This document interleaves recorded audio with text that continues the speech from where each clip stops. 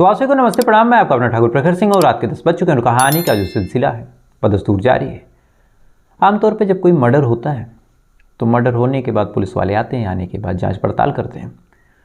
जांच पड़ताल करने के बाद फिर कड़ी दर कड़ी जोड़ते हैं। जो कातिल होता है उसको पकड़ते हैं। पकड़ने के बाद फिर उससे पूछते हैं कि तुमने कत्ल क्यों किया। तो जो कातिल होता है अपनी पूरी स्क्रिप्ट बताता है कि इस वजह से मैंने कत्ल किया, ऐसे प्लान किया, प्लान को ऐसे अंजाम दिया, उसके बाद ऐसे मैं बचा रहा और अंत में यहाँ मुझसे गलती हुई जिस वजह से पुलिस वालों ने ढूंढ लिया।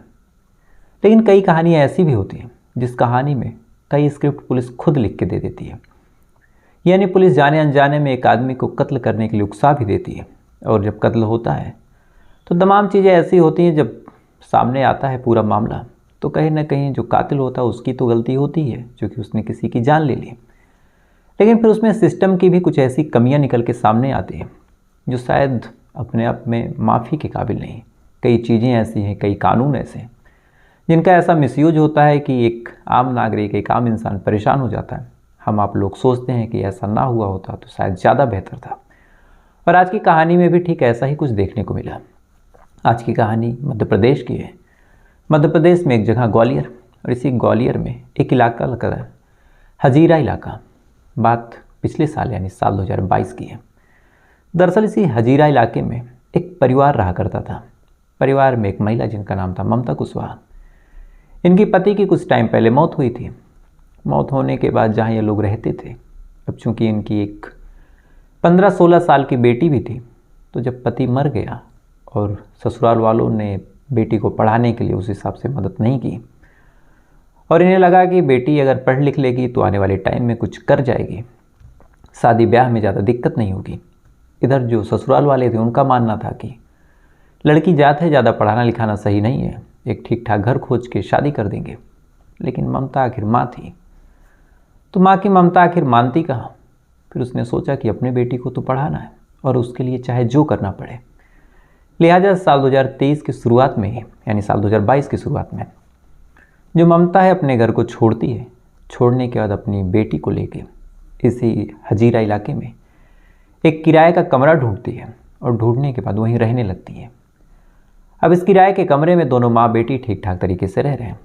माँ दिन भर इधर उधर काम करती, काम करके जो कुछ पैसे मिलते उससे अपना पेट पालती, अपनी बेटी की पढ़ाई लिखाई पे खर्च करती। और ये सिलसिला कई महीनों से लगातार चलता रहा। इधर बेटी भी अपनी माँ की सारी बातें मानती, अपनी माँ का ख्याल रखती, मकान मालिक से भी अच्छा खासा व्यवहार, पूरा परिवार ठीक ठाक तरीके से रहा करता। आसपास के लोग भी जब देखते तो कहते कि कितना अच्छा परिवार है कि पिता जब चला गया तो माँ खुद जिम्मेदारी उठा रही है, अपनी बच्ची को पढ़ा रही है। बहरहाल सारी चीज़ें लोगों को पसंद आने लगी। सारे लोग इस परिवार को भी पसंद करने लगे। आसपास के लोगों में ये परिवार घुल मिल भी गया। वक्त के साथ साथ सबसे दोस्ती हुई, सबके साथ संबंध हुए। लेकिन इसी बीच एक तारीख आती है, 31 दिसंबर, यानी कड़ाके की ठंड की तारीख। इधर इतने दिनों से जब ये परिवार इसी इलाके में, इसी घर में रह रहा था, तो अक्सर मकान मालिक भी जो ममता कुशवाहा थी उनसे बातचीत करता, उनसे हालचाल ले लिया करता कि ठंडी ज़्यादा है, मौसम ऐसा है, आप लोग भी ध्यान रखिए, बेटी को कोई दिक्कत ना हो। इधर वो लोग भी अगर कुछ बनाते तो मकान मालिक के साथ उस खाने को भी शेयर करते। एक दूसरे के घर, एक दूसरे के पास आना जाना भी लगा रहा। ऐसे ही 31 दिसंबर की बात है। सुबह सुबह जब मकान मालिक उठते हैं, उठने के बाद एक अजीब सी उनकी आदत थी कि पहले जो ममता कुशवाहा थी उनसे मिलते, उनसे हालचाल लेते, कुछ देर बैठते, दोनों लोग आपस में बातचीत करते, मकान मालिक, उनकी बीवी और ममता। लेकिन 31 तारीख की सुबह होती है। सुबह होने के बाद अब मकान मालिक और उनकी बीवी बैठे। अब इंतजार हो रहा ममता कुशवाहा का। लेकिन अब सुबह के 9 बज गए और ममता कुशवाहा कहीं दिखी नहीं।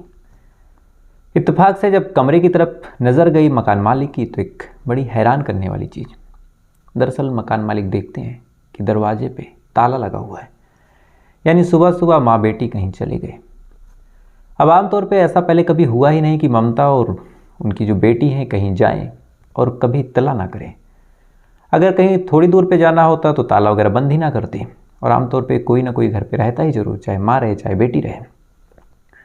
और अगर कहीं दूर जाना होता, जैसे ताला मारना पड़े, 2-4 दिन का काम हो, तो ऐसे में फिर इत्तला करके जाते कि 2-4 दिन के लिए जा रही हो। लेकिन आज बड़ी हैरानी हुई कि ताला भी बंद है और कोई इत्तला, कोई जानकारी, कोई सूचना भी नहीं। तो ये कैसे? बहरहाल मकान मालिक को लगा कि हो सकता है कहीं इमरजेंसी में जाना हो, उन्होंने भी इग्नोर कर दिया। देखते देखते दोपहर हो गया। दोपहर बाद मकान मालिक को भी जहाँ काम पे जाना था वहाँ चले गए। शाम हुई। शाम होने के बाद मकान मालिक वापस आते हैं और वापस आने के बाद देखते हैं जो ताला है वो खुल गया है। अब ताला खुल गया। अब कायदे से फिर लगा कि जो ममता है वो निकलेंगी, उनसे बातचीत होगी, पूछेंगी कि कहाँ गई थी। लेकिन रात हो गई और ना तो अंदर से कोई बाहर आया, ना ही अंदर से कोई ऐसी आवाज़, ना कोई आहट, ना खाना बनने की, ना कुकर की सीटी की, ना कोई चहल पहल। मकान मालिक को बड़ा अजीब ये तमाम चीज़ लग रहा कि पहले तो सुबह सुबह ताला लगा था, अभी शाम को ताला खुला है, लेकिन अंदर से कोई आहट नहीं। आमतौर पे जो बेटी थी बड़ी हंसमुख थी, हंसती रहती थी, बोलती रहती थी, लेकिन आज ऐसा कैसे। अब ये तमाम चीज़ दोनों मियाँ बीवी आपस में बात कर रहे हैं, सोच रहे हैं कि ममता कहाँ है, बोल क्यों नहीं रही, कहीं कोई दिक्कत तो नहीं, कहीं परिवार में कोई हादसा तो नहीं हो गया। अब मियाँ बीवी आपस में डिस्कस करते रहते हैं। रात के लगभग 10 बज जाते हैं। 10 बजने के बाद अब जो दरवाज़ा था वो आधा खुला हुआ और आधा बंद था। अब 10 बजने के बाद आमतौर पे घर में यही होता है कि अगर रात हो गई है, शायद लोग सोने जा रहे हैं, तो फिर दरवाजे को बंद करते हैं, अंदर से कुंडी मारते हैं। लेकिन इधर दरवाज़ा जो है जैसा सुबह से खुला दिख रहा था दोपहर से, सेम वैसा ही, ना कोई उस पर मूवमेंट की कोई निशान, ना ऐसा लगा कि दरवाजे को किसी ने खोला बंद किया तब से, अंदर से कोई चहल पहल नहीं। तो ये तमाम चीज़ मकान मालिक और उनकी बीवी को बड़ा अजीब लगता है। दोनों लोग परेशान होते हैं, आवाज़ लगाते हैं। अब आवाज़ लगाते हैं कि अंदर से कोई बोलेगा, लेकिन बड़ी ताज्जुब हुई कि अंदर से कोई बोला भी नहीं। अब ये तमाम चीज़ें जब मकान मालिक देखते हैं तो दोनों को लगता है कि एक काम करते हैं, कमरे के अंदर दाखिल होते हैं और देखते हैं कि आखिर अंदर का माजरा क्या है। लिहाजा मकान मालिक और उनकी बीवी रात के लगभग 11-12 बजे के आसपास कमरे के अंदर फाइनली दाखिल होते हैं। कमरे के अंदर दाखिल होते हैं। दाखिल होने के बाद आवाज़ लगाते हैं, लेकिन अंदर ना तो बेटी थी और ना ही उसकी माँ ममता थी। दरवाज़ा खुला हुआ था। अब ये चीज़ मकान मालिक का देखना हुआ। फ़ौरन वो पूरे घर में तलाशी लेने लगते हैं कि कहाँ गए दोनों लोग। फ़ोन करते हैं, फ़ोन लगता नहीं। इसी बीच इधर उधर खोजते रहते हैं, इधर उधर चेक करते रहते हैं। तभी जो मकान मालिक थे उनकी नज़र उनके ही पैरों पे पड़ती है और जैसे उनके पैरों पे पड़ती है अचानक से मकान मालिक और उनकी बीवी की चीखें निकल जाती हैं, क्योंकि उनके पैर पे बुरी तरीके से खून लगा हुआ था और जहाँ जहाँ वो लोग चल रहे थे हर जगह खून से उनके पंजे सने हुए थे। इसलिए पंजे की जो छाप है, जो चप्पल और जूते की छाप है, वो पूरे घर में फैल रही थी। इतना देखना हुआ, मकान मालिक के मुंह से चीख निकली। उनकी बीवी भी वहाँ से भागी। उसके बाद अब कमरे को उन्होंने जब चेक किया, बेड के अंदर से लेके अलग अलग जगहों पे, अलग अलग कोनों पे जब तलाशा, टॉर्च की रोशनी लगाई, तो बेड के अंदर से अचानक से उन्हें बहता हुआ खून दिखाई देता है। अब इतना देखना हुआ कि दोनों बदहवास घर के बाहर भागते हैं। भागने के बाद फ़ौरन पुलिस को इत्तला किया गया। पुलिस भी जब ये तमाम चीज़ सुनती है तो वो भी पहुंचती है। पहुंचने के बाद जैसे ही बेड के अंदर झांकती है, झांकने के बाद जो कुछ था उसे बाहर निकालती है। उसके बाद जब उसे देखती है तो पुलिस वाले देखते हैं कि एक रजाई है और वो रजाई किसी चीज़ के इर्द गिर्द लपेटी गई है। फ़ौरन उस रजाई को खोला गया और अंदर से ममता कुशवाहा की लाश निकलती है। अब लाश देखने के बाद चाहे मकान मालिक हो, चाहे मकान मालकिन हो, चाहे आसपास के लोग, सारे लोग सन कि ममता की लाश यहाँ क्या कर रही है। 1-2 मिनट बाद अब दूसरा सवाल जो लोगों के जहन में आया कि ममता की लाश मिली, चलो ये तो थोड़ी बहुत गनीमत है, लेकिन आखिर वो बेटी कहाँ है, आखिर वो बच्ची गई कहाँ। कहीं ऐसा तो नहीं कि कोई ऐसा आया जो ममता को मारा और बच्ची को किडनैप करके लेके गया। इधर पुलिस वाले अलग परेशान, क्योंकि मर्डर का मामला हो तो 1-2 दिन, 4 दिन, 10 दिन, महीने, 2 महीने में सुलझा लें, लेकिन यहाँ एक लड़की भी गायब है। वो भी लड़की ऐसी कि उम्र भी 15-16 साल। और चिंता की बात, पुलिस वाले अब जांच पड़ताल शुरू करते हैं। इधर बॉडी को कब्जे में लेके पोस्टमार्टम के लिए भेजा। तो एक तरफ कत्ल का मुकदमा, एक तरफ लड़की गायब, पुलिस अलग मुसीबत में है। इधर आसपास के लोग तरह तरह की बात कर रहे हैं कि कहीं किसी ने अपहरण तो नहीं कर लिया, कहीं कोई ऐसा तो नहीं था कि जो लड़की के लिए आया हो फिर माँ को मार दिया हो। अब ये तमाम तरह की बातचीत होती रही। अगले दिन ये खबर मीडिया में फैल गई। मीडिया वाले भी अलग अलग कहानियाँ बनाने लगे। पुलिस वाले भी जांच पड़ताल शुरू ही कर रहे हैं। पुलिस वाले अब सोचते हैं कि इससे पहले कि मर्डर का मामला सुलझाए, चलो सबसे पहले अब लड़की का ही पता करते हैं कि आखिर लड़की कहाँ है। सारा जांच पड़ताल को जो दायरा था लड़की के इर्द गिर्द घुमा दिया। सबसे पहले पूछा आसपास के लोगों से कि क्या इस परिवार की किसी से कोई दुश्मनी थी, क्योंकि जिस हिसाब से कत्ल हुआ है, जिस हिसाब से लाश देखने के बाद चूँकि जो पोस्टमार्टम रिपोर्ट आई, तो पोस्टमार्टम रिपोर्ट में ये क्लियर था कि पहले तो गला दबाया गया, उसके बाद मल्टीपल टाइम स्टैब किया गया, यानी चाकुओं से गोदा गया। तो ये तमाम चीज़ें कहीं ना कहीं ये लग रहा था कि जो मामला है वो कहीं किसी दुश्मनी का ही है, क्योंकि घर से ना कोई सामान गायब, ना ही कोई चीज़ ऐसी थी जो मिसिंग थी, ना ही सामान अस्त व्यस्त थे कि मामला लूटपाट का भी लगे, तो ये भी नहीं था। दूसरी सबसे बड़ी बात कि लड़की गायब, ये अलग सर में दर्द दे रही। तो सबसे पहले पुलिस वाले पूछते हैं कि क्या किसी से कोई दुश्मनी थी, क्या किसी से कोई रंजिश थी।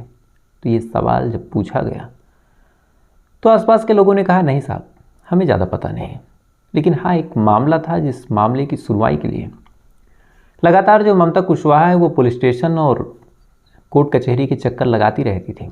अब ये मामला क्या था इस बारे में हम लोगों ने पूछा, लेकिन कभी ममता ने जिक्र नहीं किया और कहा कि कुछ है नहीं। लेकिन जिस हिसाब से वो परेशान रहती थी, जिस हिसाब से ये तमाम चीज़ें थी, ऐसा लग रहा था कि ये कोई मामला बड़ा है। तभी लगातार पुलिस के चक्कर लगाना, लगातार पुलिस वालों के संपर्क में रहना, कोर्ट जाना।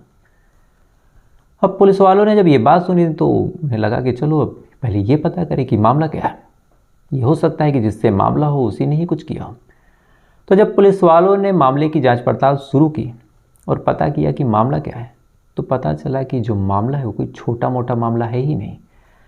दरअसल कुछ महीने पहले जो ममता कुशवाहा थी, उनकी जो बेटी थी, उसके साथ किसी ने रेप किया था, वो भी अपहरण करके।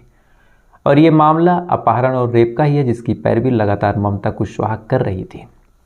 और जो आरोपी था उसके बारे में जब पुलिस वालों ने पता किया तो सबसे हैरान करने वाली खबर जो निकल के सामने आई वो यही थी कि जो आरोपी है अभी 1 हफ्ते 10 दिन पहले ही जेल से छूट के आया। अब पुलिस वालों को जब ये चीज़ पता चली तो फ़ौरन पुलिस वालों को लग गया कि कहीं ऐसा तो नहीं कि पहले तो उसने रेप किया हो, और जब मामला पुलिस के पास गया हो, कोर्ट में गया हो, कोर्ट ने तमाम चीज़ें की हो, तो उस आदमी को लगा हो कि ममता कुशवाहा ने ही उसे जेल करवाई है, इसलिए पहले आया हो, ममता कुशवाहा को उसने मारा हो और फिर जो लड़की है उसको किडनैप करके लेके चला गया उससे बदला लेने। यानी एक आदमी जो रेप के ऑलरेडी इल्ज़ाम में जेल जा चुका है, सारे शक की सुई उसके ऊपर है और कत्ल हो चुका है और लड़की गायब है। यानी अगली नंबर या फिर अगला जो शिकार हो सकता है, जिसकी बारी हो सकती है, कोई और नहीं, लड़की ही हो सकती है। यानी जल्द से जल्द इस आदमी को पकड़ना है। अब पुलिस वाले इस आदमी के इर्द गिर्द अपने जांच पड़ताल का दायरा बिठाते हैं, खोजते हैं कि ये कौन है, कहाँ मिलेगा। अब इधर पुलिस वाले इसको खोज रहे हैं, इसी बीच एक और फ़ोन आ जाता है और वो फ़ोन एक बस स्टैंड से था। दरअसल जब से लड़की गायब हुई थी तब से पुलिस वालों ने इस लड़की की तस्वीरें, इसके बारे में लोगों को जानकारी दी थी कि अगर कहीं दिखे तो आप लोग इत्तला कीजिए। तो जब फ़ोन आता है, फ़ोन करने वाला पुलिस से बताता है कि साहब आपने जो डिटेल भेजी थी एक लड़की की, वो तो बस स्टैंड पे बैठी हुई है और आराम से चिल कर रही है। उसकी बातों से, उसके लहजे से लग ही नहीं रहा कि उसके साथ कुछ हुआ हो। अब पुलिस के पास जब ये फ़ोन आया तो पुलिस वाले फिर सन्न कि अब तक तो उन्हें लग रहा था कि जो आरोपी है सोनू, उसने ही ममता कुशवाहा का कत्ल किया होगा, साथ ही वही होगा जिसने इस लड़की को उठा लिया होगा। लेकिन यहाँ चश्मदीद बता रहा है कि लड़की जो है आराम से बैठी है। तो फिर ये मामला क्या है? पुलिस वाले अब बस स्टैंड पे जाते हैं, जाने के बाद इस लड़की को उठाते हैं, उठाने के वजह से पूछताछ करते हैं, इस उम्मीद में कि वहाँ पे हुआ क्या था उस रात जिस रात ममता का कत्ल हुआ, तो तुम कहाँ थी और कौन था कातिल। लेकिन जब पूछताछ हुई और इस लड़की ने अपना मुंह खोला तो जांच पड़ताल से लेकर सारी कहानी सर के बल पलट गई, क्योंकि लड़की ने कहा कि कातिल कोई और नहीं, मैं खुद हूँ और मैंने ही अपनी माँ को मारा है और साथ ही अपने आशिक, अपने प्रेमी सोनू के साथ ही मिलकर मारा है।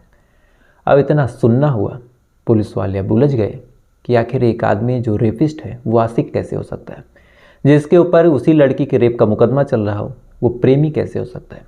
तब जाके उस लड़की से जब पूछताछ हुई तब लड़की ने जो कुछ सुनाया, उसे सुनने के बाद पुलिस वाले हैरान भी थे और अपनी ही कार्यशैली पर सवाल उठा रहे थे। दरअसल इस लड़की का नाम तो मैं नहीं बता सकता चूँकि उम्र कम है। ये लड़की सोनू नाम के लड़के से प्यार करती थी। प्यार शुरू में हुआ, दोनों के बीच दोस्ती हुई, उसके बाद नज़दीकियाँ बढ़ी उसके बाद फ़ोन पे लगातार बातचीत होने लगी। अब माँ दिन भर बाहर रहती, ये जब चाहती तब बातचीत करती, जब चाहती तब बुला के मिल लेती। उम्र का फासला भी ज़्यादा था, लड़की 15-16 साल की, लड़का 25-26 साल का। तो ज़्यादा कोई डाउट भी नहीं करता, किसी के मन में शंका या फिर ऐसी कोई चीज़ आती भी नहीं। लेकिन लगातार जब दोनों के बीच मिलना जुलना बढ़ता रहा, लगातार एक दूसरे से फ़ोन पे बातचीत होती रही, तो अक्सर माँ फ़ोन करती, फ़ोन वेटिंग जाता। अक्सर ऐसा होता कि माँ रात को उठती, उसे लगता कि बेटी किसी से बात कर रही। तो माँ को भी अब कहीं ना कहीं डाउट होने लगा। अब जब डाउट हुआ तो माँ ने नज़र रखनी शुरू की। इसी बीच दिसंबर महीने के पहले की बात है, अचानक से एक दिन ये लड़की घर से गायब हो जाती है। गायब होने के बाद अगले दिन जो माँ थी बेचारी पहुंच जाती पुलिस स्टेशन अपनी बेटी की गुमशुदगी की रिपोर्ट दर्ज करवाने। अब लड़की गायब है, किसी को कानो कान खबर भी नहीं, क्योंकि माँ को लगा कि बदनामी बेइज्जती ये तमाम चीज़ें ना हो। पुलिस में उसने कंप्लेन दर्ज कर दी। इधर लड़की का मामला पुलिस वाले गंभीरता से ले लेते हैं। गंभीरता से लेने के बाद खोजबीन शुरू करते हैं, और जब खोजबीन शुरू करते हैं तो तलाश जाके ख़त्म होती है सोनू के पास। लड़की सोनू के पास से बरामद होती है। लड़की कहती है कि मैं अपनी मर्जी से आई थी, ये मेरा आशिक है, मैं इससे प्यार करती हूँ।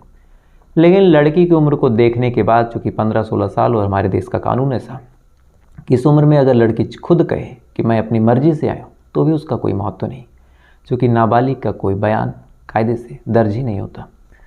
तो लड़की लगातार कहती रही, लेकिन इधर माँ पुलिस पे प्रेशर बनाती है और कहती कि साहब आप इसके ऊपर अपहरण और रेप का मामला लगाओ।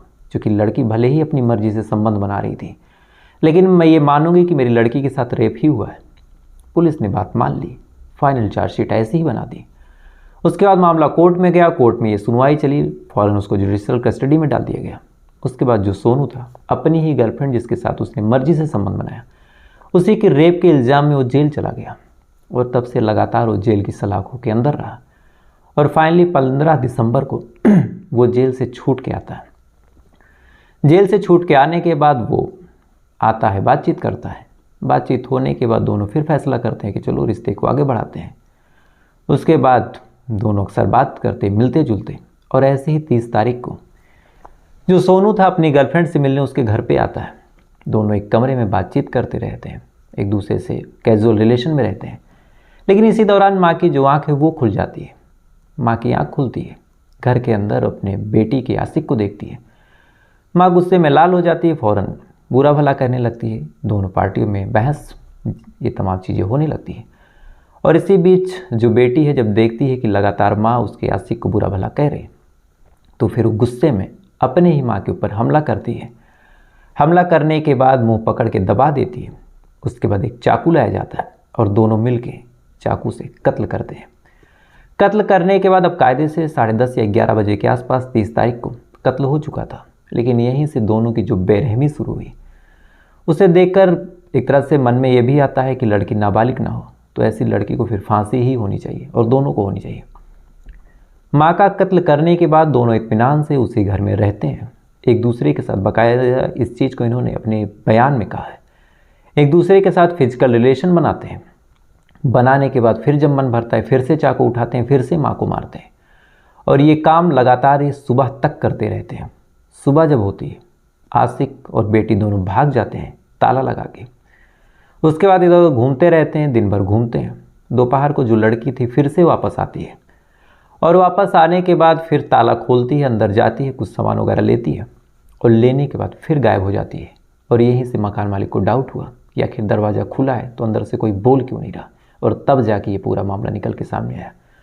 तो इस कहानी को जब लोगों के सामने लाया गया तो लोग भी बड़े हैरान थे कि एक महिला जो कायदे से, भले ही लड़की नाबालिग थी, लेकिन आज के टाइम में जिस हिसाब से सोशल मीडिया है, जिस हिसाब से तमाम चीज़ें हैं, आज के टाइम में कोई लड़की इस कदर नाबालिग 14, 15, 16 साल की उम्र में शायद नहीं होती कि अपना अच्छा बुरा ना समझ पाए। लेकिन कानून है तो कानून के हिसाब से फिर लड़का जेल में गया, और अंत में फिर कंक्लूजन यही हुआ कि कत्ल हो गया। तो फिलहाल ये थी पूरी कहानी, और आज की कहानी ख़त्म करो उससे पहले कई लोग ऐसे हैं जो कहते हैं कि मेरे किसी सगे संबंधी का बर्थडे है, आप विश कर दीजिए। तो उसके लिए मैं माफ़ी चाहूँगा, मैं ऐसे किसी को विश नहीं कर सकता, क्योंकि उसके लिए बहुत बड़े बड़े क्रिएटर हैं मेरी फील्ड में, बहुत बड़े बड़े क्राइम रिपोर्टर हैं। तो अगर वो काम वो कर रहे हैं तो उन्हीं के लिए अच्छा है। हाँ, अगर किसी को विश करवाना है तो उसके लिए एक अलग फॉर्मेट मैंने सोचा है, और मेरा पुराना फॉर्मेट था कि मैं कुछ सवाल पूछूंगा जो जवाब देंगे। अगर वो नाम ऐसे लेना चाहे, चाहे बर्थडे विश करवाना चाहे, चाहे जो बुलवाना चाहेंगे मैं बोल दूंगा। तो जिनको भी बर्थडे विश करवाना है या फिर ऐसा कुछ कहवाना है मेरे मुंह से, तो मैं सवाल पूछूंगा, आप उसका जवाब दे दीजिएगा और जो भी आपको कहना होगा आप लिख दीजिएगा, मैं तमाम चीज़ें आपके हिसाब से बोल दूंगा। तो इसी क्रम में आज का सवाल फिर से शुरू करते हैं। और आज का मेरा सवाल है कि जो JNU है इसका इतिहास क्या है और ये क्यों बना था और कब बना था। तो अगर आपको इसके बारे में कुछ जानकारी हो तो बताइएगा, नहीं तो कल का इंतज़ार कीजिएगा, कल मैं आपको बताऊंगा। और साथ ही ऐसी वीडियो देखने के लिए जुड़े रहिएगा। तो आपसे कल फिर मुलाकात होगी किसी दूसरी सच्ची कहानी के साथ। तब तक अच्छे रहिएगा, खुश रहिए, अपना ख्याल रखिए, अपने देश का ख्याल रखिए। जय हिंद।